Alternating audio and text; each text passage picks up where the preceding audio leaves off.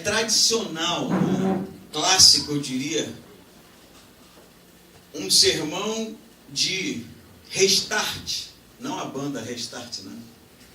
Não mesmo a banda Restart, mas de restart para início de ano, retomada, iniciar, quem sabe continuar, começar de novo e assim sucessivamente.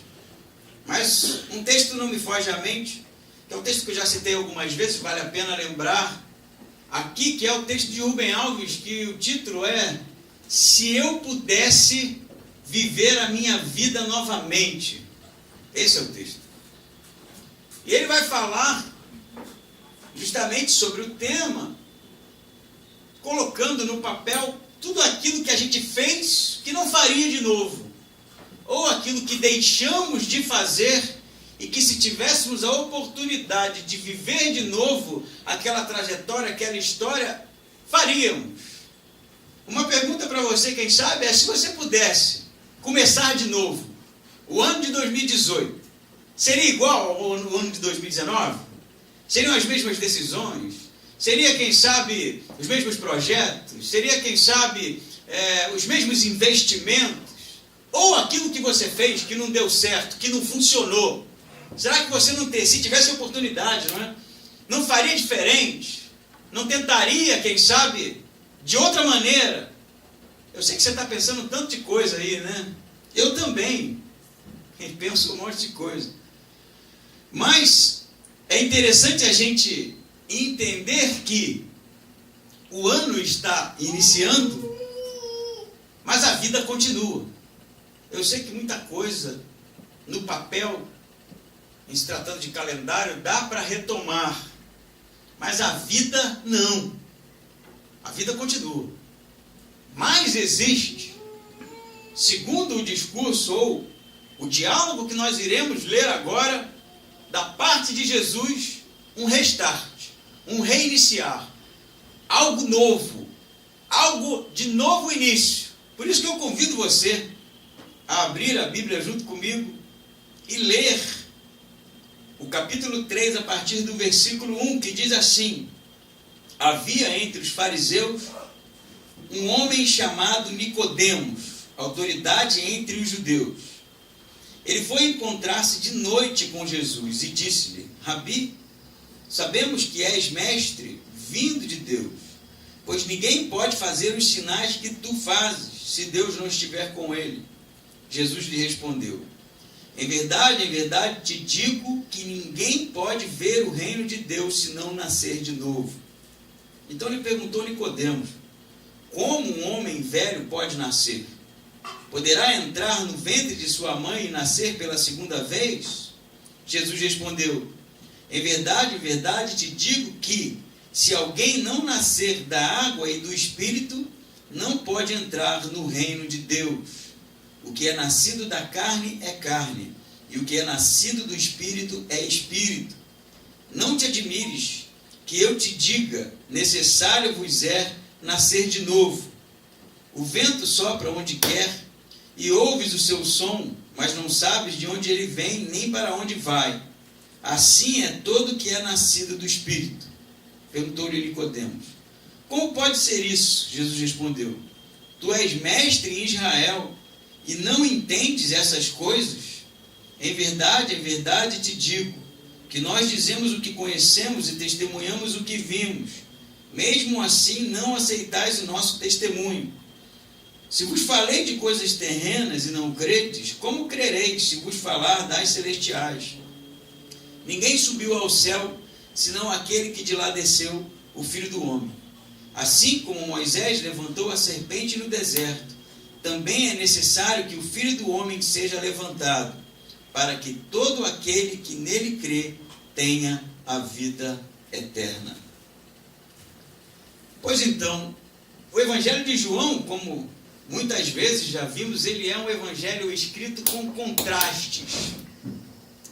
O Evangelho de João, ele vai sempre fazer com que os encontros de Jesus com as pessoas, os diálogos de Jesus, seja algo contrastando como o preto e o branco, o rico e o pobre, o importante e o irrelevante. Como, por exemplo, neste acontecimento é nítido, segundo os estudiosos, que João está contrastando a importância social que tinha Nicodemos e a irrelevância que tinha a mulher samaritana. Há um contraste aqui, de fato, que João vai traçar em todo o seu evangelho, e principalmente, marquem isso aí, quem sabe anotem ou decorem, quando no evangelho de João estiver, e era noite. Porque noite em João é justamente a ausência de luz, a ausência de entendimento, a ausência de compreensão. Assim como quando Judas sai para trair Jesus, João vai dizer, e era noite.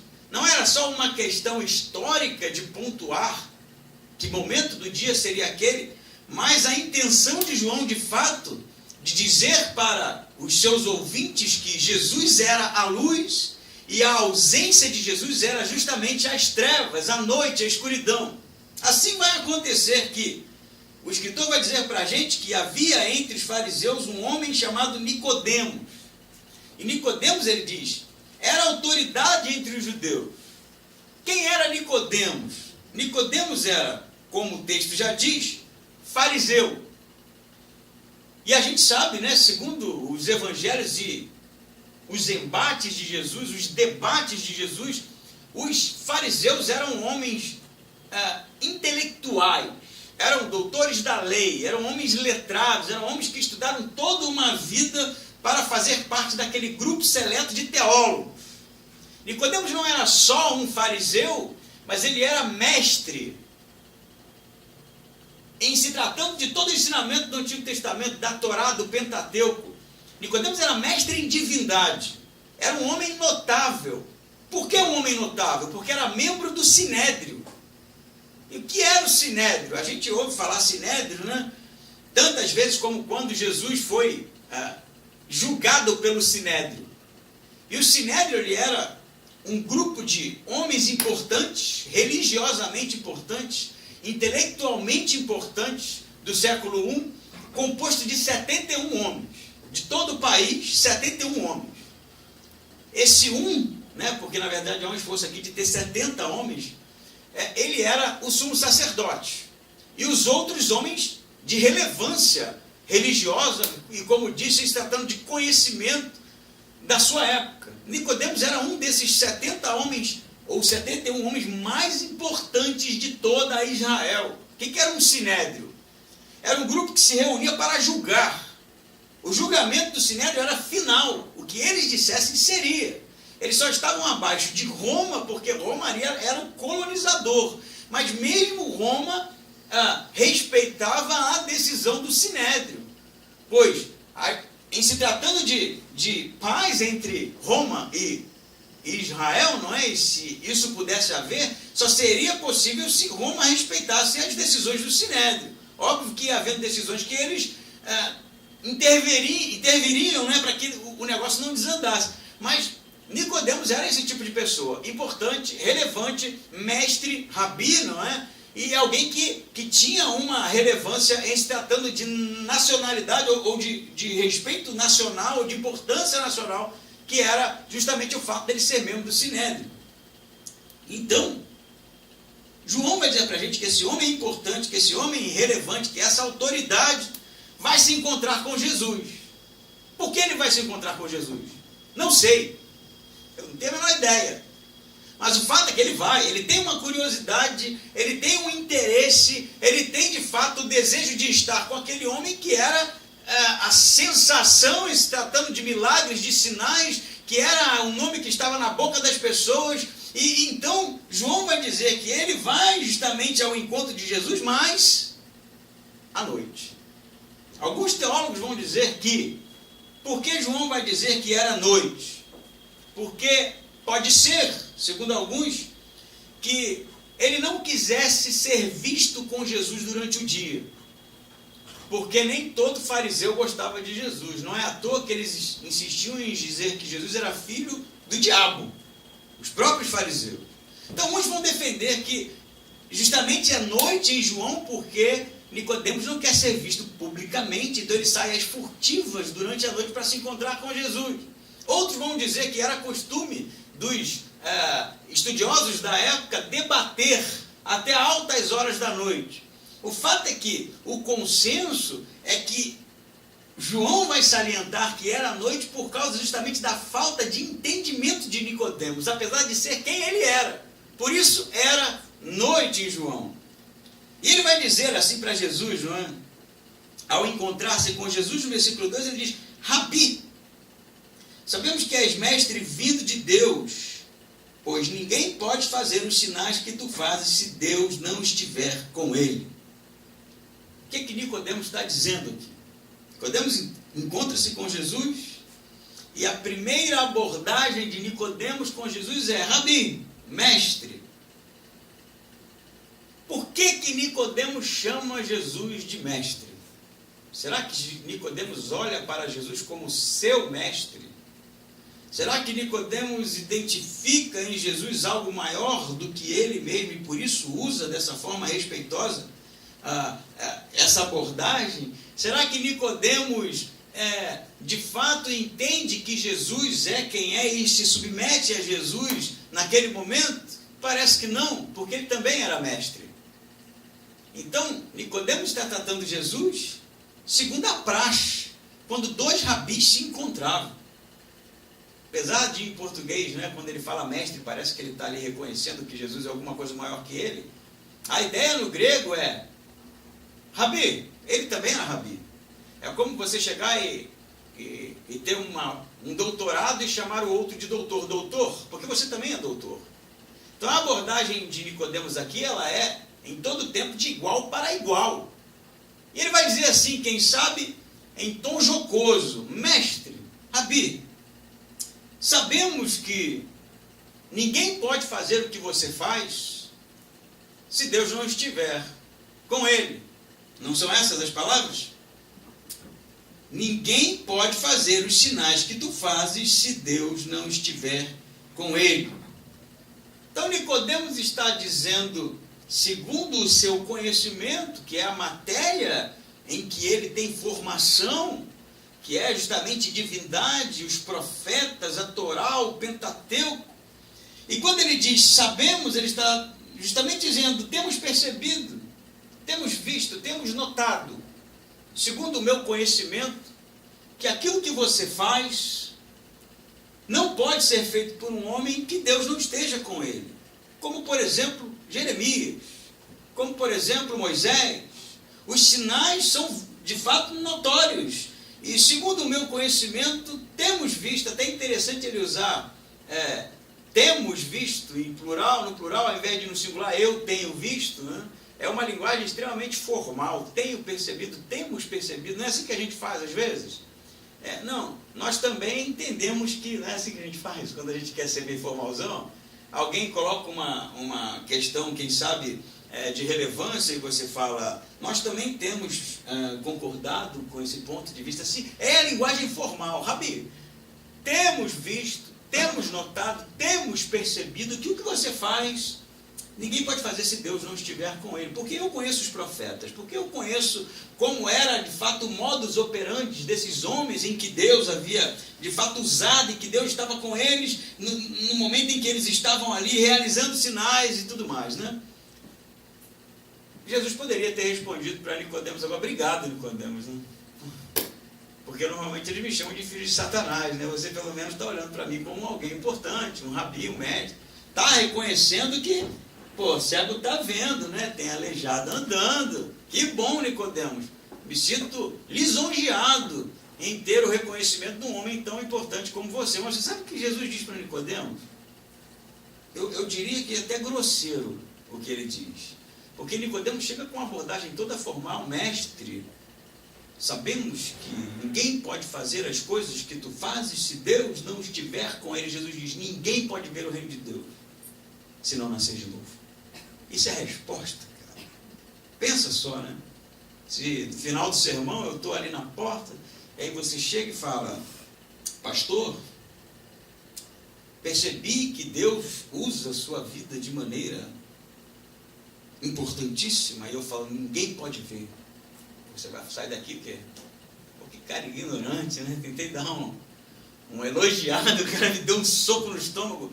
É isso que está acontecendo aqui. Sabemos, temos visto, o mestre Jesus diz, ninguém pode ver o reino de Deus se não nascer de novo. É bruto o negócio, é drástico, sabe? É uma chacoalhada que vai deixar Nicodemos, inclusive, sem chão aqui. Mas o que esse homem está dizendo, não é? Ele diz ainda mais, no versículo 3, respondeu, em verdade te digo. Ele está dizendo, verdadeiramente, Nicodemos, você não tem visto nada, você não tem visto absolutamente nada, porque ninguém pode ver o reino de Deus se não nascer de novo. E perceba que quando Nicodemos diz, temos visto, Jesus vai dizer, você não tem visto nada. Aquilo que você tem visto não é nada.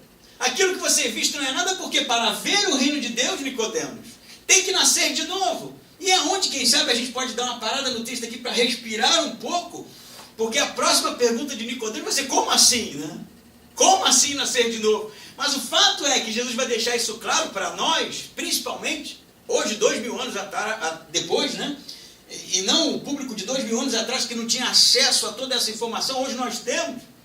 E que o novo nascimento é algo extremamente importante para a vida do cristão, mas o novo nascimento aponta para um conhecimento profundo, com profundidade do reino de Deus.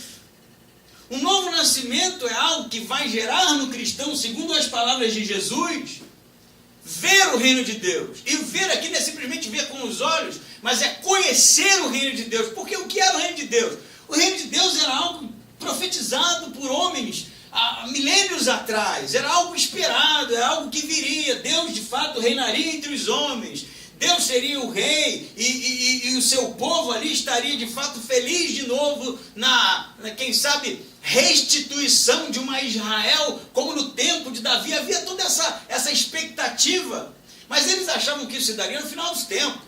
E o final dos tempos aqui não é o final dos tempos cristãos, mas é o final dos tempos em que Deus julgaria os homens e ergueria Israel. E aí, Nicodemos sabe o que é o reino de Deus, segundo os profetas. Nicodemos sabe que todo judeu bonzinho, né, que tinha boas obras, que tinha, quem sabe, temor a todos os cerimoniais, a toda a tradição, estaria incluído no reino de Deus. Mas Jesus está dizendo para ele outra coisa, ninguém pode ver se não nascer de novo. E aí a minha pergunta é, você viu o reino de Deus? Já viu o reino de Deus? Tem visto o reino de Deus? O reino de Deus é algo que você tem conhecimento mesmo, tátil, relacional, experiencial. O reino de Deus é algo comum para você, você tem conhecimento disso. Já se fez essa pergunta? O reino de Deus, gente, é a igreja? O reino de Deus é fazer parte de um grupo? O reino de Deus é cantar algumas músicas cristãs? O reino de Deus é celebrar o Natal em dezembro? O reino de Deus é, quem sabe, fazer um churrasco e todo mundo feliz ali com os que, na verdade, professam a mesma coisa com você? Será que é disso que Jesus está falando? Ou Jesus está falando de algo que estava sendo instaurado e que de fato era real e que existia, e todo aquele que havia provado do novo nascimento tinha conhecimento disso, podia ver, podia experimentar, podia de fato estar envolvido com uma realidade, eu diria, monárquica, em que Deus estava sentado num trono e as coisas estavam acontecendo. Isso é algo extremamente importante, porque vai ser a primeira abordagem de João no seu evangelho, o primeiro, quem sabe, embate de Jesus, e que justamente nessa porção do capítulo 13 está o resumo do que é o evangelho de fato. Não existe cristianismo sem o conhecimento, sem a experiência do que é o reino de Deus. Se eu não sei o que é o reino de Deus, eu não estou falando de saber teologicamente, né? De conhecer as premissas corretas. Eu não nasci de novo. Porque isso é como desvendar dos olhos, é como cair a cortina, isso é como o véu se rasgando. E sim, a igreja faz parte do reino de Deus, as experiências que nós temos com os irmãos, sim. A vida de oração é algo que faz parte do reino de Deus, mas existe de fato um reino que está cada vez mais, eu diria, em crescimento, em expansão, que está acontecendo de maneira real. Eu não gosto muito da abordagem, né, do nosso tempo de batalha espiritual, mas que tem sido travado batalhas terríveis, em que de fato há um reino avançando e um Deus sentado no trono, e que de fato há algo acontecendo em que nós não podemos fechar os olhos, ou não podemos passar ignorantes para esse acontecimento, o reino de Deus. Então a pergunta ela tem que ser algo fruto de uma reflexão, porque nós temos que ter conhecimento e temos que estar experimentando de algo espiritual que está acontecendo na vida de todo aquele que nasce de novo, que é o reino de Deus. Você tem a experiência de sentir, de provar, de fazer parte do reino de Deus. Ele continua, não é? E esse texto, na verdade, quanto mais Jesus explica, pior vai ficando. Porque se ele falou para Nicodemos que é importante, que é necessário nascer de novo para ver aquilo que Nicodemos estava vendo só na superficialidade, ele só viu os sinais, ele viu os milagres, mas ele não viu o que estava acontecendo por trás disso. Ele não via a essência disso. Ele não via aquilo que estava de fato em jogo ali. Ele estava vendo apenas cegos enxergando, aleijados andando. E isso é para Jesus nada. Você não está vendo nada, Nicodemos. Você não está vendo nada. E aí Nicodemos então vai fazer a sua segunda abordagem, né? Diz assim no versículo 4 que ele pergunta. Então ele perguntou a Nicodemos: como um homem velho pode nascer? Poderá entrar no ventre da sua mãe e nascer pela segunda vez? Então, se Jesus diz para Nicodemos que ver o reino de Deus, aquilo que Nicodemos não estava vendo e achava que estava vendo, porque temos visto, né? É necessário nascer de novo? Agora Nicodemos tem uma nova questão aqui. Como assim? Como pode um homem velho nascer de novo? Nascer pela segunda vez? Muitos vão dizer que o homem velho é o próprio Nicodemos. A gente não sabe se ele se refere a ele ou se ele se refere de fato a alguém já de idade avançada. Mas a questão é, será que um mestre em divindades, um homem membro do Sinédrio, alguém de conhecimento extremamente profundo, não entendeu essa metáfora? Como assim nascer de novo, Jesus? Olha como eu sou burro. Será que é isso? Porque eu tenho certeza que se eu disser para o Luca que ele tem que nascer de novo, as palavras de Nicodemos vai estar na boca do Luca com 5 anos. Como assim, papai, eu vou nascer de novo? Como é que eu vou voltar para a barriga da minha mamãe, né? É isso que ele vai entender. Não, Nicodemos, né? Convenhamos. Então dizer que Nicodemos não entendeu o que Jesus disse pode até ser verdade, mas que ele não entendeu a metáfora não é possível. A não ser que ele seja um retardado, fosse um retardado, e o que ele não era. E Nicodemos vai responder com uma outra metáfora. Como pode um homem velho, um homem já vivido, voltar ao ventre de sua mãe? O que Nicodemos está dizendo aqui? Ele entende muito bem o que Jesus disse do novo nascimento. Ele entende o que Jesus disse com o resetar a religiosidade. Ele entende o que Jesus disse aqui com quem sabe, uma releitura daquilo que eles transformaram numa religião extremamente engessada.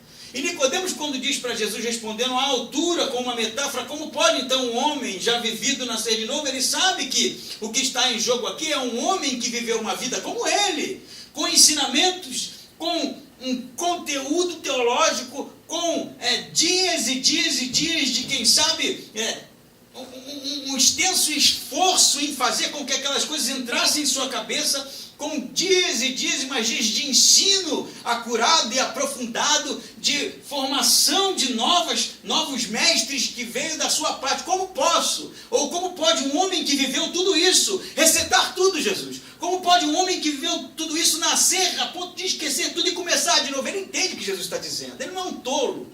Não é, Jesus, não entendi. Como é que eu vou nascer de novo na barriga da minha mãe? Não é isso. Ele respondeu com uma metáfora também. Como, Jesus? Como pode alguém que viveu a vida inteira embaixo de um ensino, embaixo de uma tradição, embaixo de todo um engrossar religioso e agora, de uma hora para outra, abandonar isso e começar de novo uma compreensão do que é o reino de Deus? Essa é a pergunta. É isso que Nicodemos está falando. E aí Jesus vai dizer, versículo 5, Jesus respondeu: em verdade te digo, se alguém não nascer da água e do Espírito, não pode entrar no reino de Deus. Vem comigo. Nicodemos diz, como assim? Como eu posso reiniciar?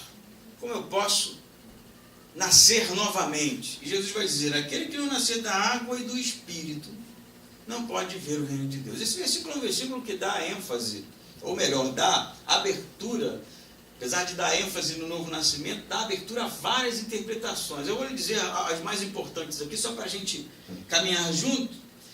E uma delas é que nascer da água e do Espírito, a água estaria se referindo ao nascimento natural, o líquido, não é? Em que a criança ela é alimentada ali e vive, né?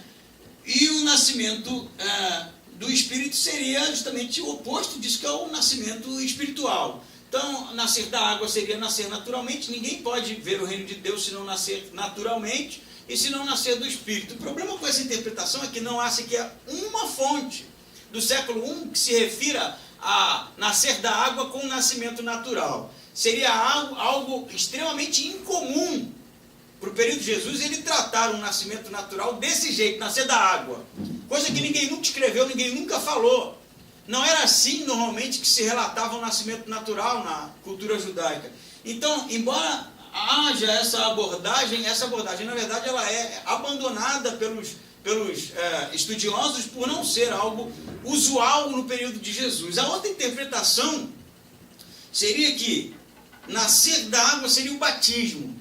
Aquele que não nascer da água, aquele que não for batizado e não nascer do Espírito, receber o Espírito Santo, não pode ver o reino de Deus. Essa também é uma abordagem muito comum, a gente ouve muito, os comentaristas às vezes de fato explicam o texto assim, mas o grande problema é que, como é que Jesus iria dizer para Nicodemos que o batismo cristão era algo importante para o novo nascimento, se o batismo cristão na verdade só vai ser estabelecido posteriormente? Nicodemos não sabe nada de batismo aqui, a não ser o batismo de João Batista. E mesmo que Jesus dissesse que esse batismo é o batismo das águas, ele estaria dizendo que você só pode nascer de novo se for batizado. E estaria dando uma autoridade espiritual para um ato que é extremamente importante, mas ele não é importante para a salvação, e sim para o testemunho público. Então, essa interpretação também ela pode ser algo subentendido posteriormente, depois da ressurreição, e quando um cristão, quem sabe que já conhecia toda a teologia, lesse esse texto, pudesse, quem sabe, fazer uma ponte entre o novo nascimento através da água e o batismo cristão. Mas de fato não é isso que Jesus está dizendo para Nicodemos. O que na verdade não me sobra tantas opções a não ser a do teólogo Carson, que eu acho que será mais coerente. Não vou dizer para você aqui que é a verdade absoluta, mas Carson diz alguma coisa muito interessante, e eu gostaria que você abrisse sua Bíblia em Ezequiel 36, 25. Se você está com a sua Bíblia aberta, faça esse exercício, não é muito comum eu ficar zanzando para lá e para cá, mas para que a gente possa, quem sabe, entender o que Jesus está dizendo. Ezequiel 36, 25 diz o seguinte, esse texto é o texto que está, na verdade, antes um pouquinho do 37, que é o Vale dos Ossos Secos. E o 36, 25 diz assim, então, Deus falando, né, aspergirei água pura sobre vós, e ficareis purificados. Eu vos purificarei de todas as vossas impurezas e de todos os vossos ídolos. Também vos darei um coração novo e porei um espírito novo dentro de vós. Tirarei de vós o coração de pedra e vos darei um coração de carne. Também porei o meu espírito dentro de vós e farei com que andeis nos meus estatutos e obedecereis aos meus mandamentos e se os praticardes. Segundo o teólogo Carson, esse purificar de águas, esse novo coração, esse Espírito de Deus que seria colocado sobre o homem está permeando todos os profetas.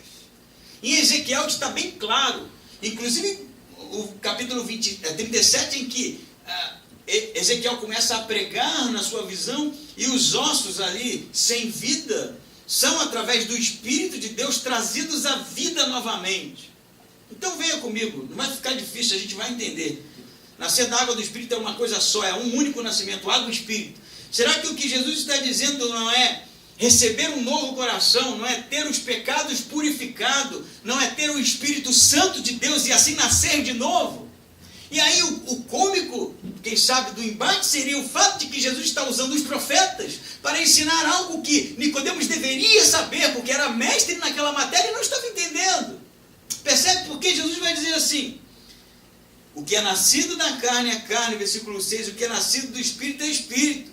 Não te admires, Nicodemos, devo te dizer, necessário vos é nascer de novo. E aí no 10 ele vai dizer assim, então Jesus respondeu, tu és mestre em Israel, e não entendes essas coisas. Percebe a repreensão de Jesus? Você é mestre, Nicodemos. Você conhece Ezequiel, você conhece Isaías, você conhece os profetas. E você não está entendendo o que eu estou falando, essa é a sua matéria. Você não tem visto o reino de Deus, Nicodemos?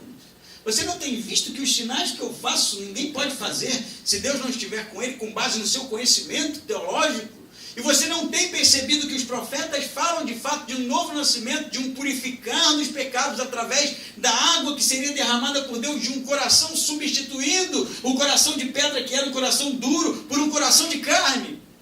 E se isso é verdade, meu amigo, o novo nascimento é algo que é necessário para ver o reino de Deus, mas é algo que é necessário para que de fato haja uma compreensão de quem é o próprio Cristo.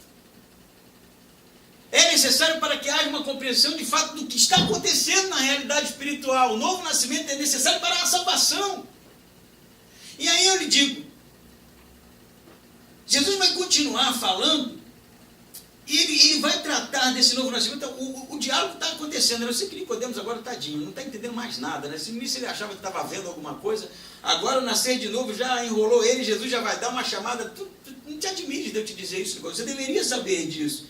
Mas Jesus vai dizer assim, no versículo 8, o vento sopra onde quer, e ouves o seu som, mas não sabes de onde ele vem, nem para onde vai. Assim é todo aquele que é nascido do Espírito. O que Jesus está dizendo para Nicodemos? Nicodemos, você está perguntando como pode alguém nascer de novo? Eu vou te dizer, não como pode, mas eu vou dizer como é. Ele vai dizer assim, a gente está aqui conversando, não é? Você está vendo o vento? A gente pode até ver ali a folhinha balançando, né?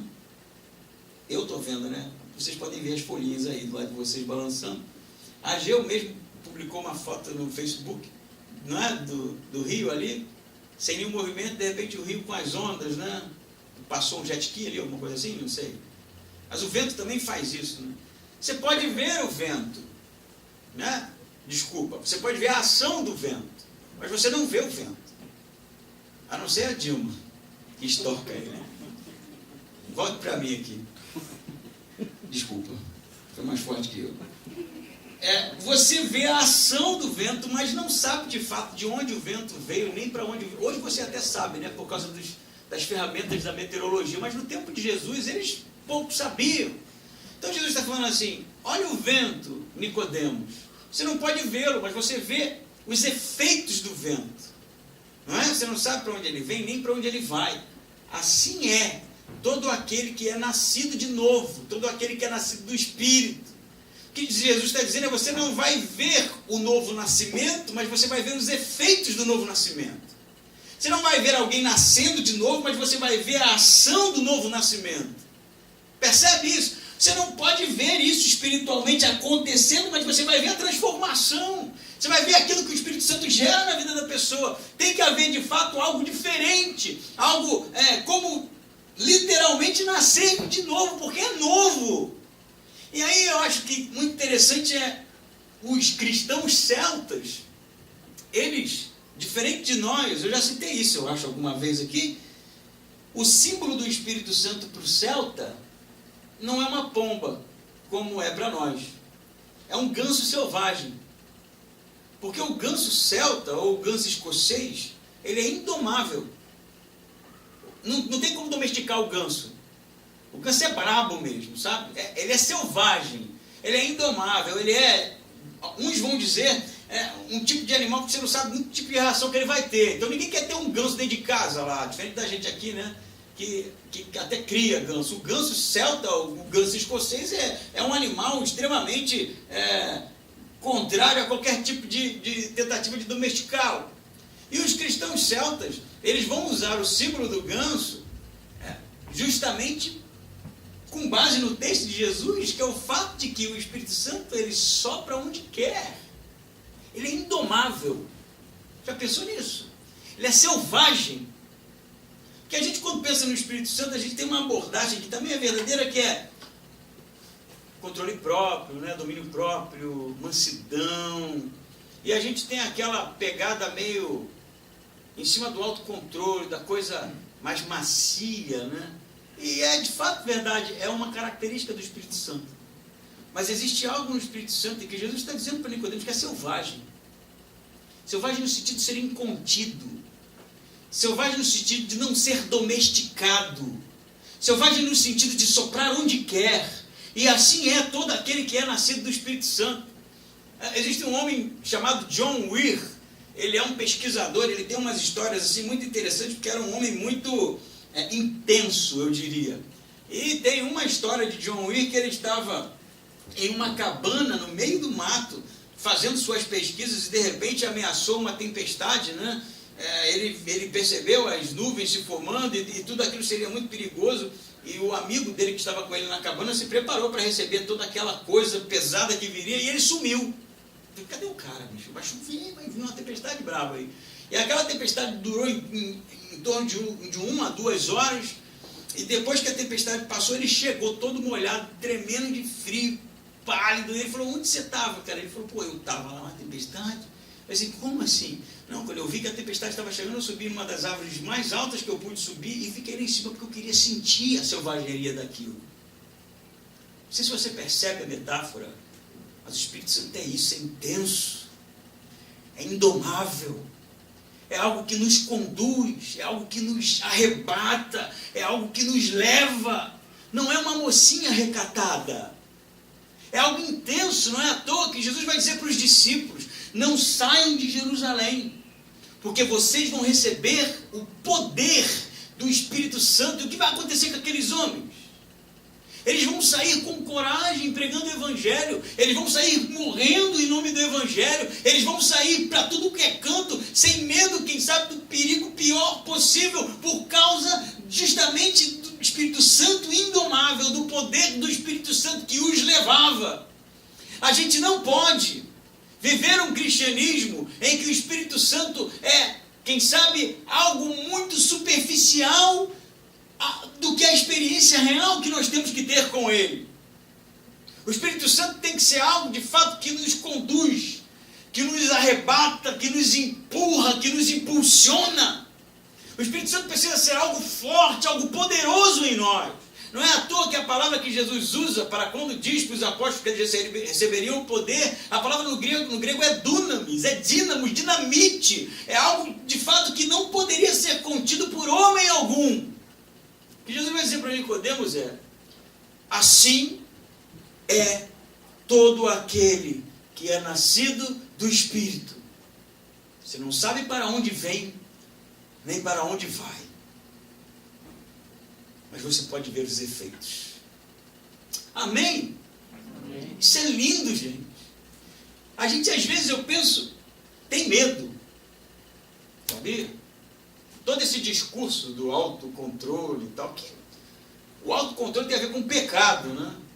É o domínio próprio por causa do pecado. É a mansidão porque a gente perde o controle.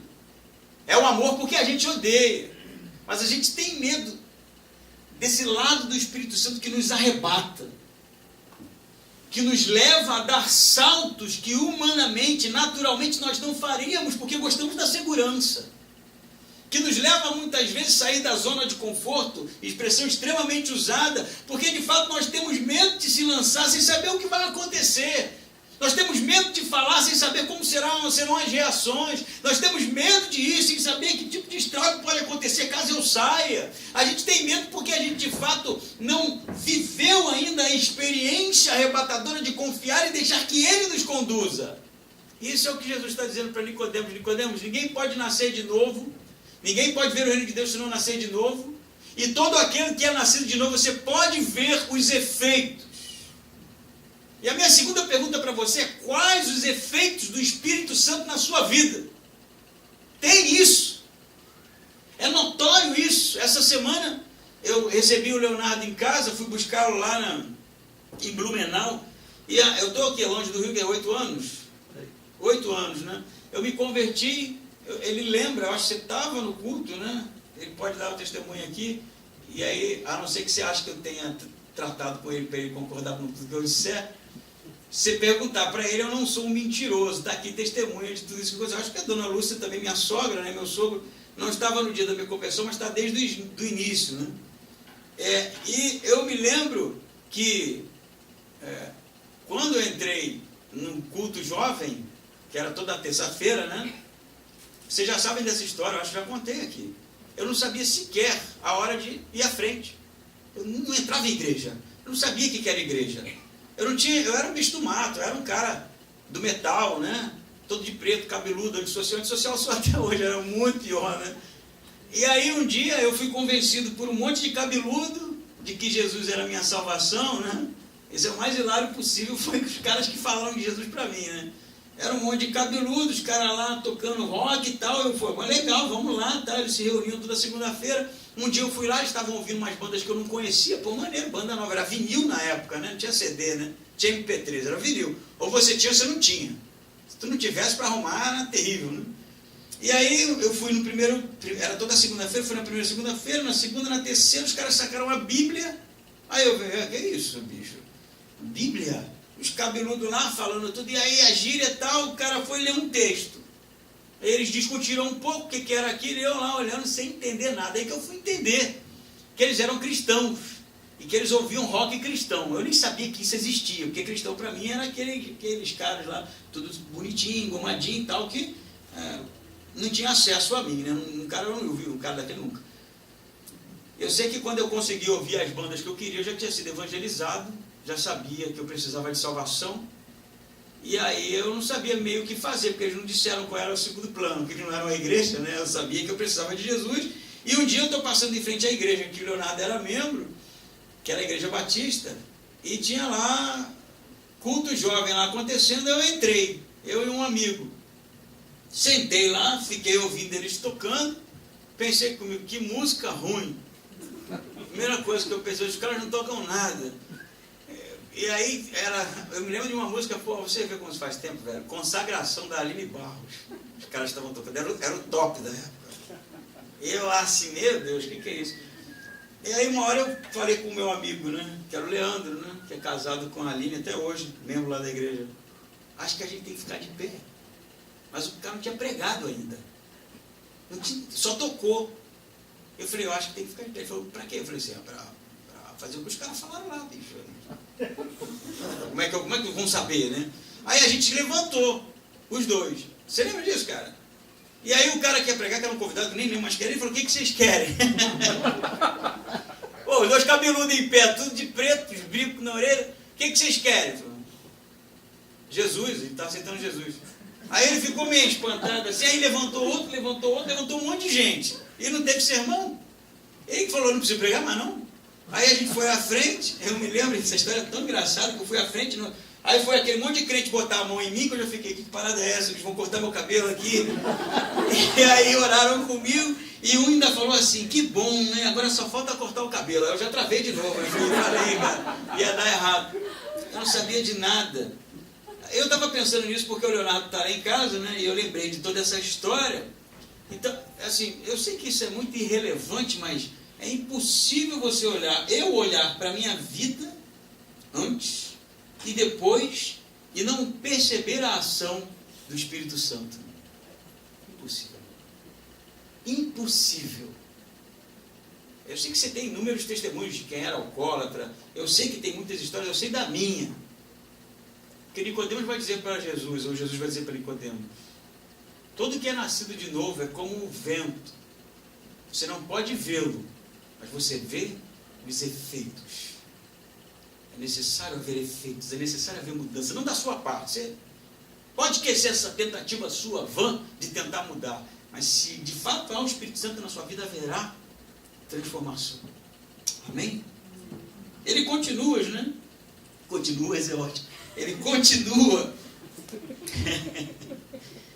E perguntou-lhe Nicodemos, né? Como pode ser isso, né? E Jesus respondeu: tu és mestre de Israel e não entendes essas coisas? Em verdade, verdade te digo, que nós dizemos o que conhecemos e testemunhamos o que vimos. Percebe que agora Jesus ele fala nós. E aí muitos vão perguntar, nós quem? Né? Nós, Jesus e os apóstolos pouco entendiam, né? Não entendem nada.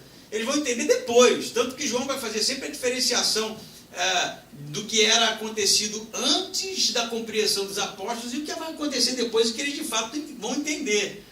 Então Jesus está usando nós agora, e Carson vai dizer isso, de maneira irônica. Por quê? A abordagem de Nicodemos foi assim: nós temos visto alguma coisa. É como se Jesus dissesse: nós também sabemos algumas coisinhas, Nicodemos.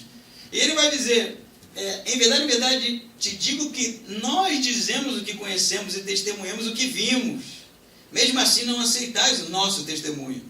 Se vos falei de coisas terrenas e não credes, como crereis se vos falar das celestiais?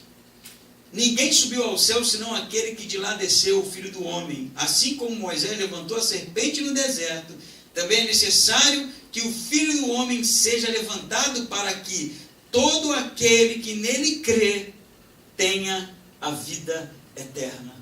Se no primeiro momento Jesus disse que era necessário nascer de novo para ver o reino de Deus, agora ele vai dizer para Nicodemos que a única maneira de nascer de novo é crer no Filho do Homem. Agora então que Nicodemos não sabe mais do que ele está falando. Ele não faz ideia do que Jesus está falando. Porque a serpente, ele sabe da história. Ele sabe que os israelitas no deserto, depois de sair do Egito, por causa da reclamação deles, vão ser mordidos por víboras venenosas. E eles começam a morrer por causa do veneno dessas víboras. Então vão falar com Moisés: faça alguma coisa, fale com Deus para que Deus resolva o nosso problema. Então Deus vai orientar Moisés a forjar uma serpente de bronze e levantar a serpente. Todo aquele que havia sido mordido de víbora, que estava morrendo, olhasse para a serpente, seria salvo da morte. Isso Nicodemos sabe, ele conhece essa história. Mas o que Jesus quer dizer? Assim como Moisés levantou a serpente no deserto, também é necessário que o Filho do Homem seja levantado. Nicodemos pensa: vamos entrar na mente de Nicodemos. Eu conheço a história. Ele levantou a serpente, aquele que foi mordido pela víbora, esse era salvo, esse não morria. Por que ele está falando que o Filho do Homem, que ele sabe que é o próprio Jesus, ele já identificou isso, será levantado da mesma maneira? E eu vou te dizer, ele não vai chegar a uma conclusão aqui.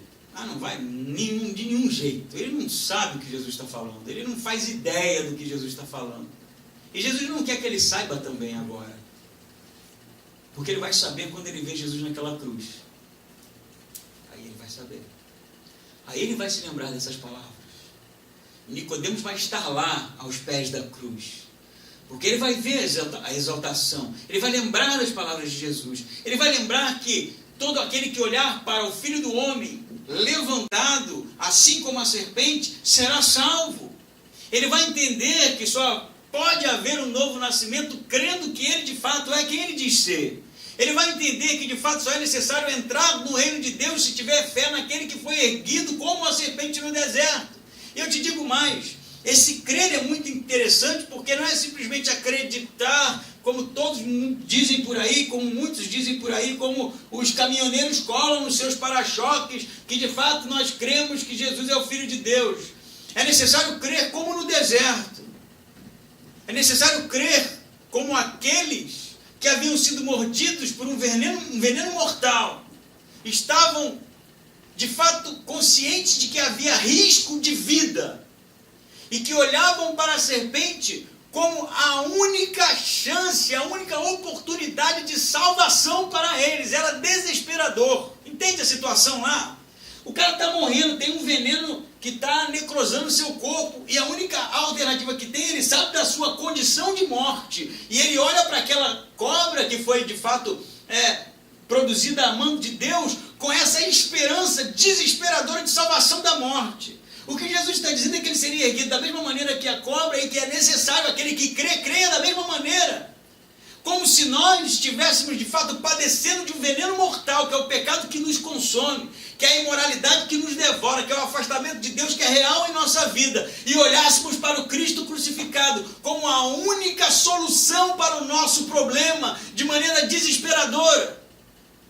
Se não for isso, não é nada. É necessário a condição de pecado, de morte, de envenenamento estar de fato na nossa consciência, ser real para nós.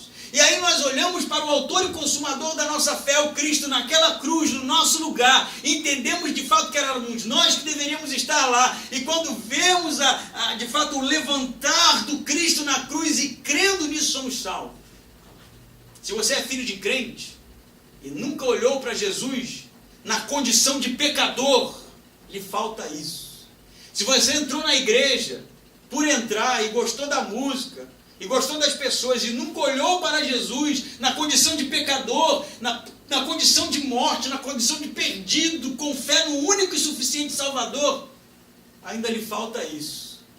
Se a sua fé é qualquer outra coisa diferente disso, ainda lhe falta isso. Porque Jesus vai dizer, para que todo aquele que nele crê tenha a vida eterna. Eu acho que hoje eu posso responder para Nicodemos. Quando Jesus conversa com Nicodemos e Nicodemos pergunta, o que é um novo nascimento, Jesus? Jesus responderia, o novo nascimento, que é necessário para ver o reino de Deus, é olhar para o Filho do Homem como a única solução para a morte. E aí você será salvo. Não é por obras, não é por mérito, não é por esforço próprio. É pela fé no único Salvador possível das nossas vidas. Amém?